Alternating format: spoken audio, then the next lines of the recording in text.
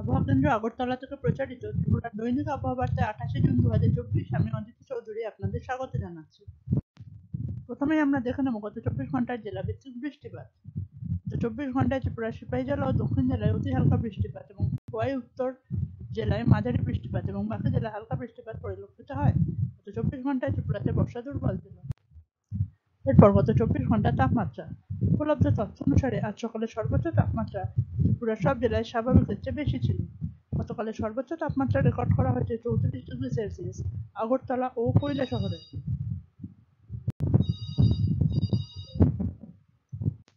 উপলব্ধ তথ্য অনুসারে আজ সকালে সর্বনিম্ন তাপমাত্রা ত্রিপুরার পশ্চিম খোয়াই, সিপাহীজলা ও ঊনকোটি জেলায় স্বাভাবিকের কাছাকাছি এবং বাকি জেলায় স্বাভাবিকের চেয়ে বেশি ছিল। আজ সকালে ত্রিপুরার সর্বনিম্ন তাপমাত্রা রেকর্ড করা হয়েছে 22°C কমলপুরে। এরপর আগামী 24 ঘন্টার জন্য আবহাওয়ার আভাস। আগামী 24 ঘন্টায় ত্রিপুরার সব জেলার অনেক জায়গায় বৃষ্টিপাতের সম্ভাবনা রয়েছে। আগামী 24 ঘন্টায় ত্রিপুরার সব জেলায় বজ্রপাত সহ বৃষ্টিপাতের সম্ভাবনা। আগামী 24 ঘন্টায় ত্রিপুরার সর্বোচ্চ তাপমাত্রা থাকার সম্ভাবনা রয়েছে 32 থেকে 35°C এর মধ্যে, স্বাভাবিকের চেয়ে বেশি, এবং সর্বনিম্ন তাপমাত্রা থাকার সম্ভাবনা রয়েছে 25 থেকে 28°C এর মধ্যে, স্বাভাবিকের থেকে বেশি।